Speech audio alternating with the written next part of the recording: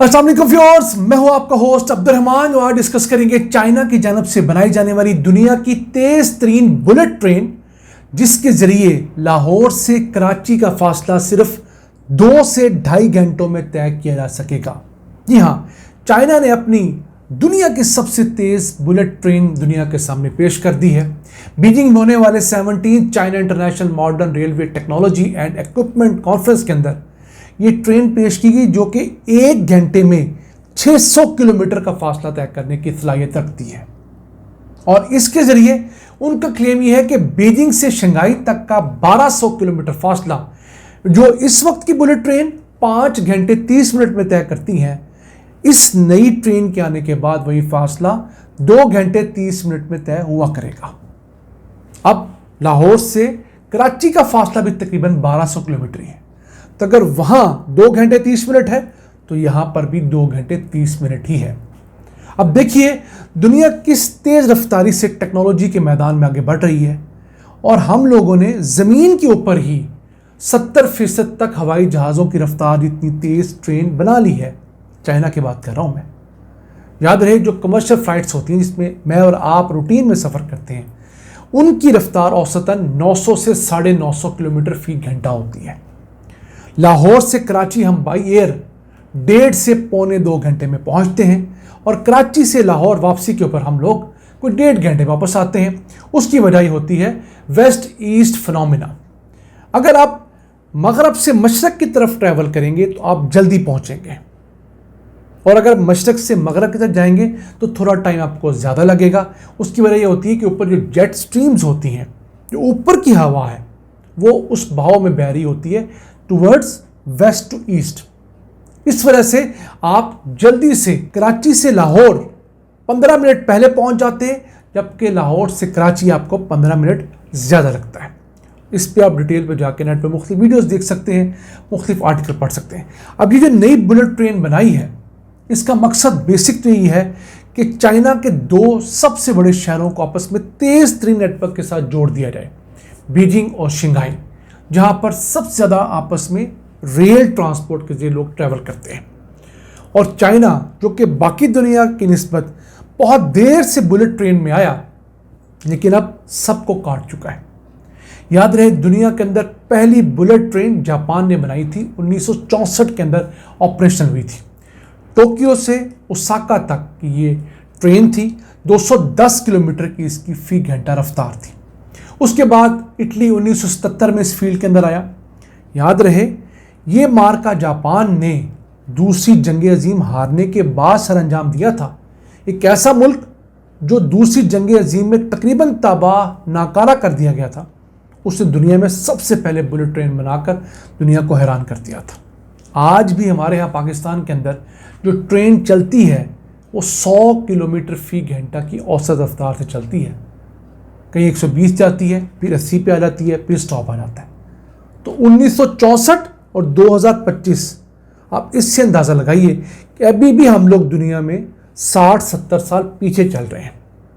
Italy के बाद France आया, फिर जर्मनी आया, फिर स्पेन आ गया इस फील्ड में, फिर बरतानिया आया बुलेट ट्रेन के अंदर, फिर साउथ कोरिया आया, और फिर ताइवान आया।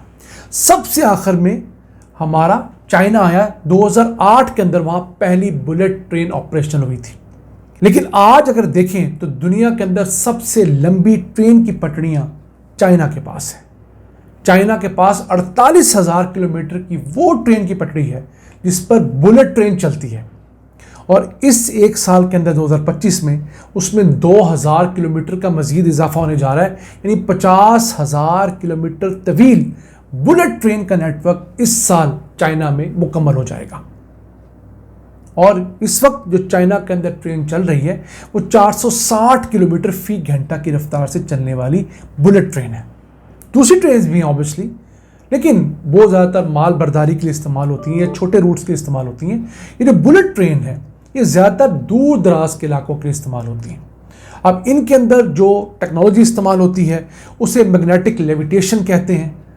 बहुत हैवी ड्यूटी मैग्नेट्स होते हैं, जिनके ज़रिए ट्रेन को पटरी से थोड़ा सा ऊपर उठाया जाता है, मुश्किल 1-1.5 इंच।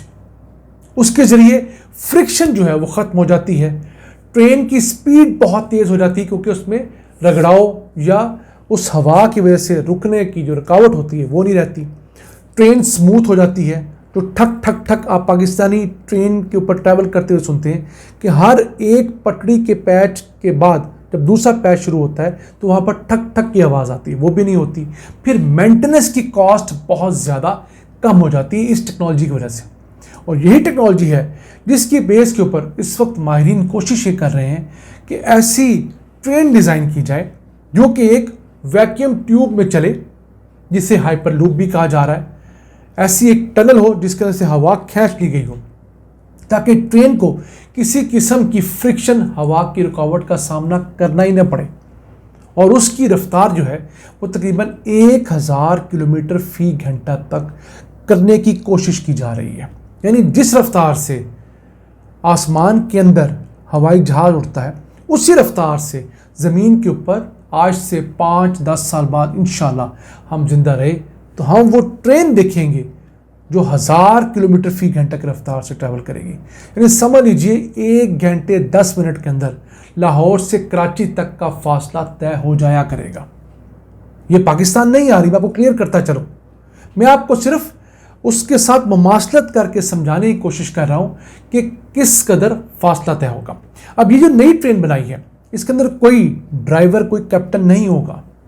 जी हाँ, ये AI base, artificial intelligence base ये ट्रेन है। इसके अंदर हाई डेफिनेशन कैमरे लगे हुए हैं। इसके अंदर जदीद तरीन सेंसिंग का निज़ाम लगा हुआ है, वीडियो रिकॉर्डिंग है। उन तमाम को एक कंप्यूटर देखता है, असेस करता है और उसी के हिसाब से इसे वो चलाने का पाबंद है। और तो और इसके अंदर कहा जा रहा है कि सामने वो विंड स्क्रीन भी नहीं है जिसके ज़रिए कोई भी पायलट, कैप्टन, ड्राइवर आगे ट्रैक को दे रहा होता है। 600 किलोमीटर की रफ्तार से आप देख भी लेंगे तो क्या देखेंगे। इसमें बड़ी बड़ी LEDs लगी हुई हैं जो कैमरों की फीड अंदर पहुंचा के दे रही होती हैं और अंदर से सिस्टम सब कुछ कंट्रोल कर रहा है। हो सकता है कि इसके अंदर एक आध कैप्टन बैठा हो, किसी मुश्किल हालात की वजह से कोई अहम डिसीजन लेना हो तो तब वो उस मुतालिक एक्टिव हो, वरना ये जो ट्रेन है ये अपनी मदद आपके तहत ही ट्रैवल करेगी। इसकी इंजीनियरिंग पिछले साल जुलाई में मुकम्मल हो गई थी। अब 1 साल के अंदर इसका रूट, इसका सेफ्टी टेस्ट और इंजीनियरिंग की जो तमाम क्वालिटीज़ हैं उसको जांचा जाएगा और फिर इसे दुनिया को बेचने के लिए पेश कर दिया जाएगा।